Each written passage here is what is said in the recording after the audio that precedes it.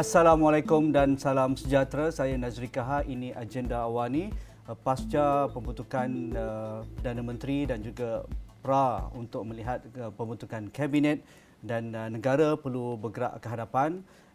Perkara yang berkaitan dengan politik perlu dikurangkan. Suhu pertikaian politik walaupun ada perdebatan sana sini, wajar ada reconciliation ataupun bersama-sama untuk membangunkan semula ataupun reset negara ini. Jadi untuk melihat perkara ini, saya pada malam ini amat bertuah Saudara Hisham Jalil bersama dengan saya, Ketua Penerangan UMNO yang baru. Jadi terima kasih Hisham. Terima kasih Tuan Haji. Dah luka-luka lepas tu dah hilang seminggu dah. Okey dah kot. Dah boleh move on. Dah boleh move on. We have to move forward. Okey Hisham. Terkini apabila pengerusi Barisan Nasional dan juga pengerusi UMNO, Presiden UMNO mengatakan bahawa semua pihak perlu berlapang dada dan juga perlu bergerak ke hadapan, bahawa BN sekarang dan UMNO sebahagian daripada kerajaan perpaduan yang dikuasai oleh Datuk Seri Anwar Ibrahim. Adakah ini satu kenyataan yang bold, yang jelas, memanggil ke semua pihak terutamanya dari penyokong dan pendukung UMNO Barisan Nasional, kita boleh bergerak ke hadapan dan melihat apakah yang boleh dilakukan oleh BN dan juga UMNO untuk menyokong kerajaan ini? Ini pada saya, ini adalah satu kenyataan yang necessary, penting dan perlu Tuan Haji, sebab dulu memang kita nak pilihan raya sebab kita nak dapat mandat rakyat. Sekarang ni kita dah ada pilihan raya, kita dah dapat mandat rakyat. Dan kita nak mandat rakyat sebab kita nak fokus kepada ekonomi ni. Dan kita akan berhadapan dengan krisis. So that be our focus right now. So sebab kita nak kajian yang stabil, sekarang ni kajian perpaduan ni ada 140 lebih. So 140 lebih ahli parlimen itu boleh katakan stabil lah. Kalau boleh for the next 5 tahun lah. Memang awal-awal tu hari Sabtu masa kita buat pilihan raya tu, lepas kita tahu kita kalah, malam itu saya antara pertama atau yang pertama lah yang kata memang kita nak jadi pembangkang. Hari Ahad pun saya kata lagi kita nak jadi pembangkang. Hari Senin saya cadangkan supaya PH dengan Perikatan Nasional bergabung untuk buat kajian perpaduan. Tapi hari Selasa, apabila Seri Paduka Baginda Yang Tuan Agong panggil Tan Sri Muhyiddin dengan Anwar, muka Tan Sri Muhyiddin yang tak nak. So bila tak nak, hari Rabu tiba-tiba kita pula kena pilih kajian. So kita nak jadi pembangkang tapi kita terpaksa pilih. Kalau tidak ada kajian yang ada untuk dibangkang pun. So lepas itu sekarang ni kita dalam keadaan yang mana kita kena form government and we have form government. Dan lepas ni kita move on towards focusing on the economy. Ekonomi sekarang ni banyak benda yang kita nak kena inilah. So sebab itu susunan kabinet yang baru ni adalah penting. Hisham, apabila UMNO membuat keputusan untuk bersama dalam kerajaan perpaduan yang sebelum itu ditolak oleh Perikatan Nasional di bawah pimpinan Tan Sri Muhyiddin Yassin, apabila UMNO membuat keputusan yang amat besar dengan 30 ahli parlimen itu secara en bloc, dan kita lihat susulan selepas itu, 24 jam selepas itu, rakan-rakan UMNO yang biasa dengan UMNO dan Barisan Nasional dari Sarawak dan juga dari Sabah, begitu juga dari rakan-rakan dari Warisan dan juga yang bebas, sekaligus bersama dengan gerakan ini, sekaligus menyokong kerajaan yang dituntut ataupun yang disarankan oleh Yang di-Pertuan Agong. Jadi peranan UMNO bukan kecil sebenarnya. Ya, betul. Kita walaupun kita ada 30 ahli parlimen, tapi nombor 30 ini satu nombor keramat betul. Dalam juzuk Quran pun ada 30 juzuk. So, ini semua kuasa Allah SWT lah saya ingat. Dan nombor 1, kita akur kepada titah Seri Paduka Baginda. Dan at the end of the day, masa hari Rabu tu kita tak perlu pilih pun antara PH dengan Perikatan Nasional. What we did was kita akur, Agong kata join kajian perpaduan, so kita join kajian perpaduan. So itu yang kita buat. Dan di Sarawak pula, saya tengok mula-mula memang Premier Sarawak kata nak join dengan Perikatan Nasional. Tapi selepas ada bantahan saya tengok daripada Dayak, daripada ini. And then ini pun kita dah nampak sebelum itu. Sebab di Sarawak itu banyak Bumiputera bukan Islam. So mereka tak berapa selesa dengan Perikatan Nasional. Majority, yes. So sebab itu kita nampak perkara ini dan kita pun bila kita nak bina negara ni kita tak boleh kita kena get involve semua, everybody Yeah. involved lah. So saya ingat kajian paduan ni seperti disaran oleh Yang Tuan Agong itu, kita UMNO ni tak pernah engkar titah raja daripada dulu sampai sekarang. So bila kita punya Agong kata apa titah begitu, so kita akur dan kita ikut. So sekarang fokus kita untuk masa depan. Dah masuk hari ke-6 pelantikan Datuk Seri Anwar dan ke arah pembentukan kabinet yang kita mungkin dapat dengar dalam minggu ini.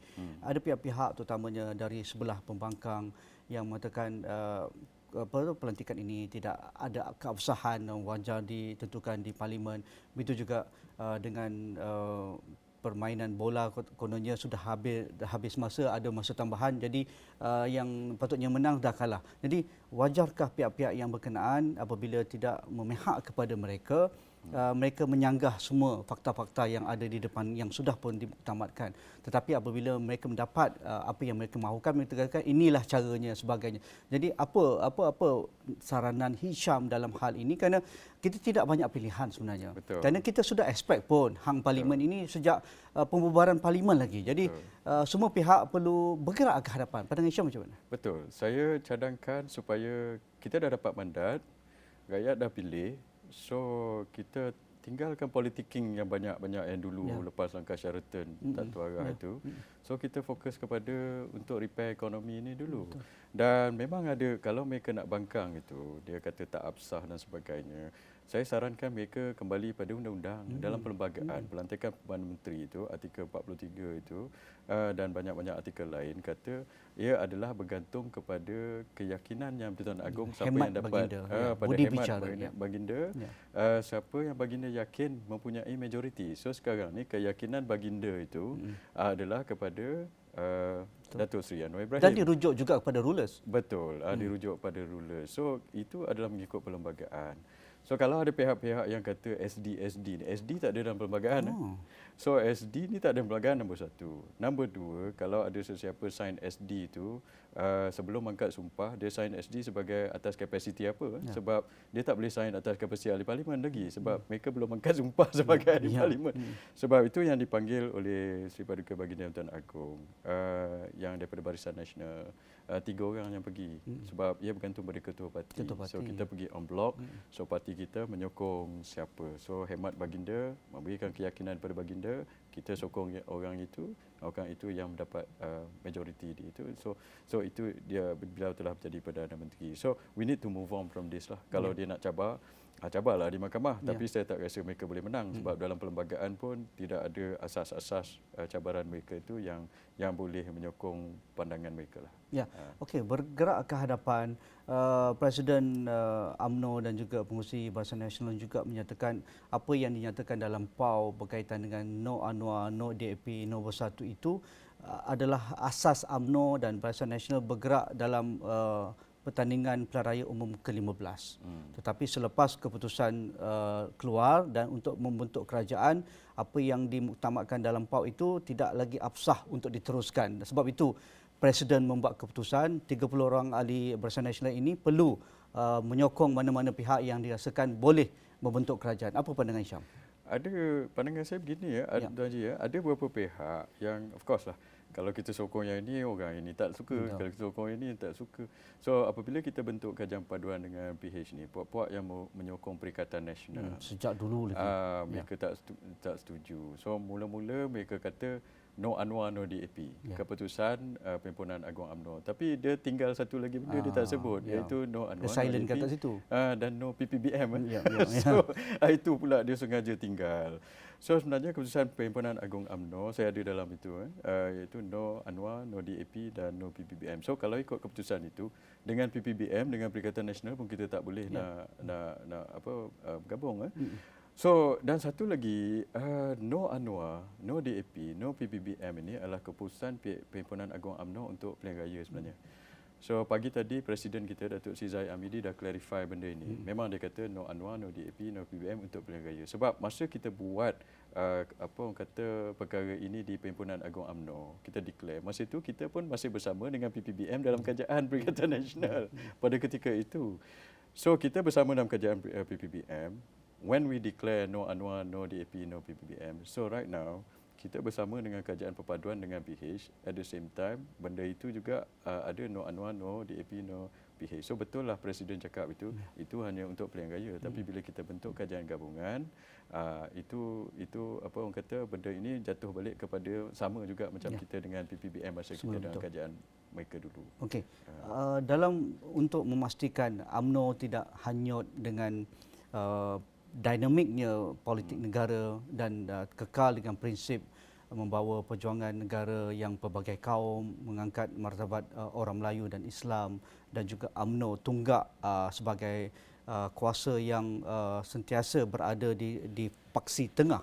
Itu yang kita lihat UMNO sejak 60 tahun lalu. Jadi adakah Hisham merasakan dengan penubuhan kerajaan perpaduan ini, kita lihat banyak dinamik yang berlaku seminggu ini. DAP memohon maaf kepada Premier Sarawak. DAP juga membuat kenyataan bahawa apa yang berlaku itu mereka akui ada kesilapan dan memohon maaf juga. Begitu juga dengan Pakatan Harapan rela menerima Datuk Seri Zahid Hamidi dan juga rakan dari UMNO dan Barisan Nasional untuk berbincang. Permulaannya berbincang dulu sama ada boleh menerima sebahagian daripada apa yang dikatakan untuk membentuk kerajaan perpaduan. Adakah ini juga sebagai hikmah sebagainya? Kerana kita dalam keadaan tidak banyak pilihan sebenarnya. Betul. Sebenarnya memanglah kalau kita nak ikut preference, kita memang kalau boleh daripada segi ideologi, kita kena tengok dari segi ideologi dan practicality. Haji, saya cadangkan itu lagi. Segi ideologi, memang kalau kita pilih PH, kita dengan DAP itu tak compatible. Tapi like you said tadi, apa pilihan yang kita ada? Kalau tidak, kerajaan tidak boleh dibentuk. So kita kena pilih antara, kalau kita kena pilih lah PH dengan Perikatan Nasional. Kalau kita pilih PH, then we have to deal with DAP. Kalau kita pilih Perikatan Nasional pula, daripada situ mereka ini PPBM, dalam itu ada PPBM. Segmen yang sama. Segmen satu. Kita bertanding di kawasan yang sentiasa menjadi perjuangan UMNO juga di kawasan Melayu. Itu dari segi practicality. Dari segi ideologi, mereka ini tubuhkan untuk bunuh kita. So Mahathir pun cakap begitu, Muhyiddin pun kata begitu dulu. So macam mana kita dari segi ideologi? Dari segi practicality pula yang tadi kawasan. Kalau kita lihat, UMNO bertanding setiap pilihan raya lebih kurang 120 kursi, dan itu hari pun 120 kursi bertanding. Dan itu hari daripada 120 kursi yang bertanding itu, 73 kursi itu kita kalah dengan Perikatan Nasional. 73 banyak tu. Dan 73 satu, lepas tu ada 12 lagi kursi yang mana kita kalah tapi kita nombor 3, mereka nombor 2. So 13. So 12. 73 campur 12, 85 kursi. Apa implikasi pada UMNO? Implikasi pada UMNO ialah katakan kita berjaya untuk rebuild parti kita dan pergi PRU 16 nanti dengan Perikatan Nasional. Kalau kita buat macam itu, mereka ada 73 campur 12, 85 kursi yang mereka akan tuntut sebenarnya. Mereka akan tuntut. So daripada 120 kursi itu, kalau ikut formula matematik macam itu, kita cuma boleh bertanding 35 kursi saja. So UMNO makin lama makin kecil. So dulu di Melaka, saya ingat dulu masa PRN Melaka, walaupun PAS tak ada apa-apa kursi di Melaka, itu dia dah minta 15 kursi daripada kita, daripada 28 kursi. Ini kan pula mereka menang 73 campur 12, 85 kursi. If we manage to rebuild our party, so going for PRU 16, kita boleh ke nak kecil-kecil kan? Betul, nak nego lagi. Yes, dan and you're right. Kita bertanding di kawasan Melayu ni. So dalam the same pond tau. So satu dia dah menang 73 campur 12, 85 dia ada menewaskan kita. Satu kita punya kolam tu makin lama makin kecil. So untuk survival UMNO, is this a good idea? So maybe it's not, mungkin ia bukan ini. Tapi kalau kita pergi dengan PH, walaupun kita dulu memanglah seteru. Ini seteru utama lah.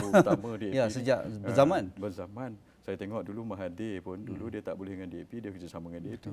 Haji Hadi pun pernah kerjasama dengan DAP. Muhyiddin pernah kerjasama, kita yang tak pernah kerjasama dengan DAP. Tapi mungkin ini kuasa Tuhan lah untuk membuka. Sebab apa? UMNO, kita tahu UMNO dan Barisan Nasional mempunyai masalah untuk menarik undi bukan Melayu, undi Cina particularly. Tapi PH pula, Pakatan Harapan, dia mempunyai masalah menarik undi Melayu. So mungkin ada satu sinergi atau simbiosis ke apa ke yang kita boleh explore dekat situ untuk perpaduan negara lah. Kalau tidak, negara ini makin lama makin berpisah Dan itu pun jelas pasca pilihan raya umum ke-15. Betul. Dia punya ataupun line ataupun garisan itu amat terpisah. Betul. Kawasan yang mendapat sokongan Perikatan Nasional itu di sebelah pantai timur dan utara semenanjung Malaysia, dan di pantai barat ni hampir semua dibolot oleh Pakatan Harapan dan juga UMNO. Jadi ini juga satu masalah. Apabila kita lihat intensiti ataupun kecelaruan kempen itu sampai ke tahap mengkafirkan, sampai ke tahap negara ini dah dilanda dengan komunis, sampai ke tahap racial tension itu sampai ke hari ini. Jadi mengapa kita perlu bergerak ke hadapan, dan apa juga titik bengik yang berkaitan dengan retorik politik yang ingin dibawa oleh pelbagai pihak lah. Saya tidak menuduh mana-mana pihak, tetapi sudahlah, kita sudah habis pilihan raya, sudah habis kempen pilihan raya, keputusan sudah dilakukan, ada yang menang, ada yang kalah, tak menang semua, kalah tak menang semua, tak kalah semua. Jadi apa pandangan Isham untuk orang muda mungkin yang baru mengundi pertama kali, undi 18 ke 21, undi pertama kali juga, saya lihat mereka ada trend yang mungkin tak pernah kita lihat. Mereka mengundi atas emosi mungkin atau maklumat yang sedikit, dan mereka rasakan inilah parti yang sepatutnya menang, tetapi tidak menang, sebab itu mereka akan terus menyerang dan sebagainya. Apa pandangan Isham? Betul, saya setuju tu, sebab bila hari Sabtu itu dan bila kita tahu kita cuma menang 30 kursi, mula-mula kita ingat kita dah kalah habis dah. Tapi rupa-rupanya kita tengok balik nombor itu, tak ada pihak yang menang pun, because nobody can conform the government, hang parlimen masa itu. Dan cuma satu perkara, memang kali ini kita kalah di kawasan Melayu banyak. Macam saya cakap tadi, 85 kawasan lah yang kita dapat kalah dan atau dapat nombor 3. So UMNO perlu buat pembaharuan sikit lah. Dan orang-orang muda pada kali ini juga PRU14 kita nampak orang muda tak bagi pada kita. Dan ini 2 kali dah rakyat bagi signal pada kita untuk bagi signal pada kita, so kita kena muhasabah. Dan satu lagi Tuan Haji, ialah begini saya tengok kita buat kaji-kajian jugalah. Kenapa kita kalah kepada Perikatan Nasional di kawasan Melayu ini? Pada saya ada 2 sebab. Dari segi ideologi dan dari segi macam tadi practicality. Satu, mereka run a campaign, dia kata bersih dan stabil. Kita stabil dan makmur. So apparently bersih dan stabil tu Trump stabil dan makmur. Lebih jual lah. Ya, dia jual benda itu. Dan pada masa yang sama dia kutuk kita, dia kata kita rasuah. So kempen itu telah berjaya. Cuma saya nak bagi tahu satu benda. Bersih dan stabil Perikatan Nasional ni is yet to be seen. Sebab dia kata dia bersih. Sebab dia tak kena dakwa. Dulu dia jadi kerajaan, memanglah kes-kes mereka tak kena dakwa sebab mungkin ada halangan-halangan kepada pihak berkuasa untuk membuka kes-kes mereka. Saya tak boleh sebutlah kes apa, saya rasa rakyat pun tahu.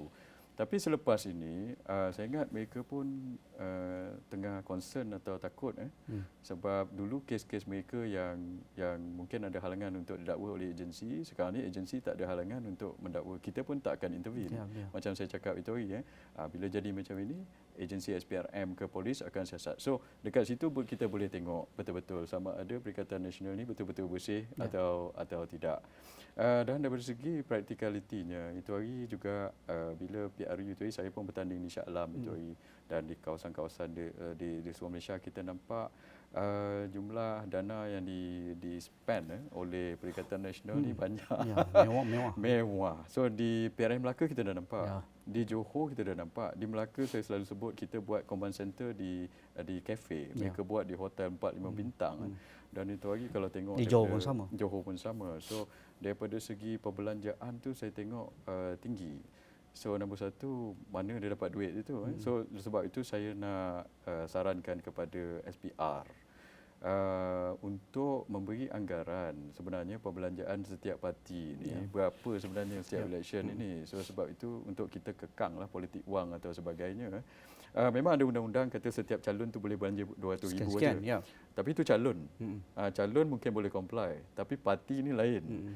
So kalau parti kata Perikatan Nasional, how much they spend, berapa banyak, berapa saya yang anggar tak tahulah berapa ratus juta ke bilion ke kan. Dari situ kita nak tengok juga mana dia dapat duit ini dan adakah pembelanjaan ini, sebab ini perlu dikontrol. Kalau tidak siapa yang banyak duit aja boleh menang pilihan raya, ini tak boleh jadi apa orang kata, tak boleh jadi trend lah di Malaysia ini.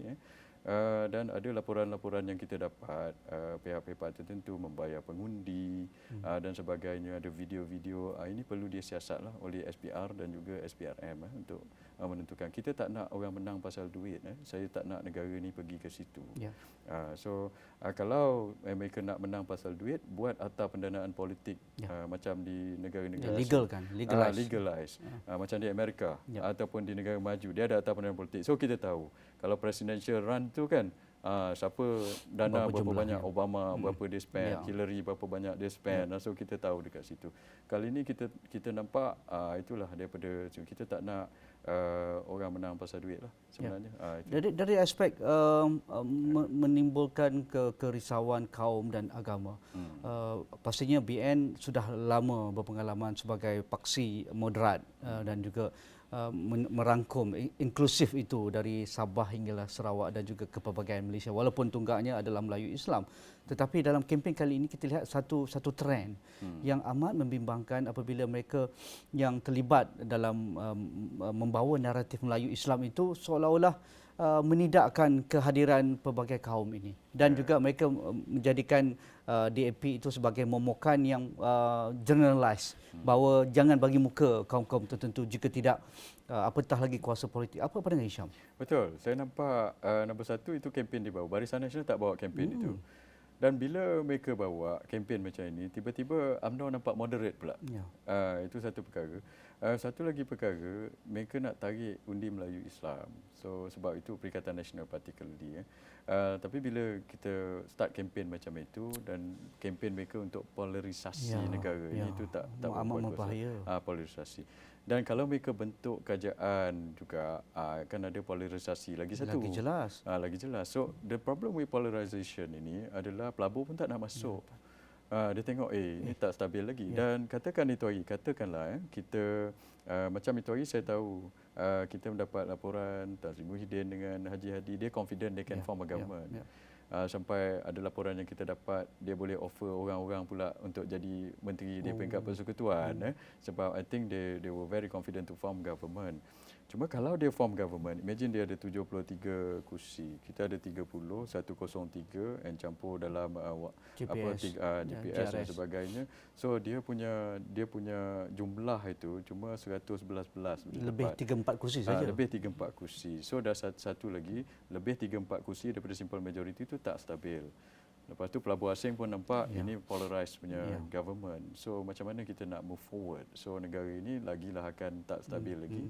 Dan we back to square one.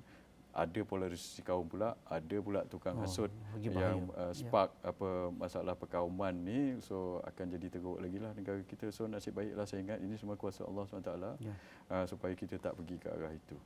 Akhir sekali, model yang kita harapkan Datuk Seri Anwar Ibrahim dengan konsensus rakan-rakan yang mendukung dapat membentuk satu kabinet, functional kabinet, competent kabinet, dan perlu ada satu orang kata pun gerak kerja yang bersepadu. Kalau ketika langkah syariatan di bawah Tan Sri Muhyiddin dan juga Yang Muhammad Datuk Seri Ismail Sabri, kita lihat ia semata-mata untuk bergabung. Tetapi apabila berada dalam kabinet itu, kita tahu mereka buat jalan kerja masing-masing. Tidak ada teamwork dan sebagainya. Jadi apa harapan Hisham Dalahan? Saya tengok ada dua perkara. Nombor satu, daripada segi pelantikan kabinet itu sendiri, saya ingat Perdana Menteri dia tengah pertimbang antara political consideration dengan juga government punya consideration untuk govern. So dia kena timbang tu, itu bukan pertimbangan yang senang. Saya tahu banyak list-list yang keluar, viral rumours going around. Tapi saya dulu kerja dekat pejabat Perdana Menteri. Saya pernah kerja dengan Perdana Menteri ke-6. Saya tahu biasanya dalam list kabinet ini, biasa Perdana Menteri dia buat seorang. Dia tak discuss orang lain. So saya tak rasa orang lain tahu. Perkara benda ini biasa dia akan buat seorang-seorang. Datuk Seri Anwar Ibrahim mungkin dia bincang dengan seorang, saya tak tahu. Tapi bukan ramai orang. Nombor satu, itu political consideration and government consideration. So kita nak orang yang kompeten dalam kerajaan. Nombor dua, saya tahu ada cadangan untuk PH mengecilkan kabinet. Dia ada pro and con dia dekat situ. Nombor satu, sekarang kita ada 31 menteri. Sebelum ini 31 menteri kementerian termasuk menteri DJPM. Kalau dia nak kecilkan kau mungkin ke 28 daripada 31, not too much. Not too many. Sebabnya begini, sebab saya tahu cadangan itu adalah untuk mereka kecilkan untuk kurangkan kos. Tapi sebenarnya kos dia tak banyak kurang sebab penjawat awam itulah ada tu. Kita tak tambah jumlah penjawat awam. Bangunan pun itulah ada dia. So yang kita kurangkan mungkin gaji menteri. Tapi gaji menteri cuma berapa? 50,000 macam itu. So kurang 1-2 menteri mungkin kita jimat 50,000. So maybe it's not really significant. Tapi daripada segi governance, saya dulu kerjaan 20 tahun Tuan Haji. So saya tahu kalau kita combinekan banyak ministry, kata Kementerian Kewangan dengan ekonomi, it's going to be too big. So bila dia too big, masalahnya daripada segi execution itu akan jadi sukar. Padahal kita bayar penjawat awam sama aja, kita rearrange saja. Dan satu lagi dalam undang-undang kita, sama dekat England pun sama, kita ada banyak yang dipanggil secondary legislation dengan delegated legislation, di mana kita gubal akta di parlimen untuk primary legislation, tapi benda itu tak detail. So banyak kuasa-kuasa diserah kepada menteri atau budi bicara on secondary and delegated legislation. So budi bicara menteri ini penting. Kalau kita banyak sangat bidang kuasa letak pada satu menteri sebab kita combine, maka check and balance itu tak efisien jadi kan satu. Overload, lepas tu dia akan overloaded pula. Dia juga jaga tenaga, dia jaga air, dia jaga ini terlampau banyak. So budi bicara dia terlampau banyak. So it's not good for governance. So kalau kita punya objektif untuk kurangkan kos, okey, itu tak berapa signifikan sangat sebab penjawat awam sama aja. Itu juga, so saya cadang kalau nak kurang boleh, tapi mungkin daripada 31 ke 28 saja. Atau ini jangan, kalau kecilkan sangat nanti kita ada masalah dari segi execution. Objektif untuk mengurangkan kos itu tidak akan tercapai. Dengan daripada segi undang-undang pun masalah kepada budi bicara menteri itu akan jadi lebih besar kepada menteri sebab the delegated and secondary legislation itu akan terletak pada tangan kurang orang dan check and balance. Terima kasih Saudara Hisham Jalil, Ketua Penerangan UMNO dan Barisan Nasional.